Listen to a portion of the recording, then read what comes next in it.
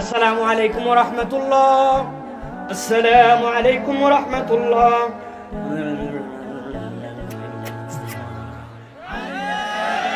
আসেনি বাবা, এইটা তো তাও গেল ফরজ নামাজ জামাতে, ব্যক্তিগত নামাজ তো আরো খারাপ।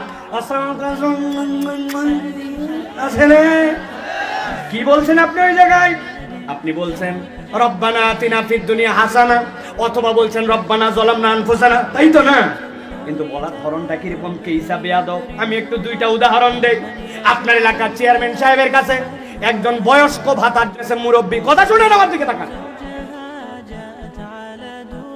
বয়স্ক ভাতা চাওয়ার জন্য মুরব্বী গেছে চেয়ারম্যান সাহেবের সামনে। যাওয়ার পর চেয়ারম্যানকে আসসালামু রাহমাতুল্লাহ, চেয়ারম্যান সাহেব আমার বয়স 70 বছর হয়ে গেছে, আমার কিন্তু আর কাজ কাম করতে পারি না, মেহরবানি করে আপনার এলাকার মানুষের সঙ্গে বয়স্ক ভাতার জন্য কাগজপত্র আছে, আমাকে একটা বয়স্ক ভাতা আমি কালকের মধ্যে ম্যানেজ করে দেবেন। আসসালামু আলাইকুম। চেয়ারম্যান বলে ধরতে ব্যাক কলেক্ট ধরতো, ঠিক না?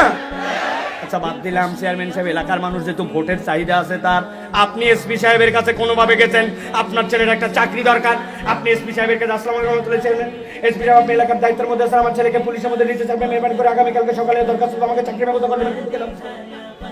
বলবো ধরে 3 দিন অন্তত হাজতে রাখ, ব্যাক কল, কথা বলে। আপনার চেয়ারম্যান লোড নিতে পারে না, আপনার ওসি লোড নিতে পারে না, আর আমল নামা গুনাহ খাতায় ভরপুর। আমি বেয়াদবের মতো আল্লাহর কাছে চাই, আমার আল্লাহর কাছে চাওয়ার আদব আমি শিখি না, ঠিক না?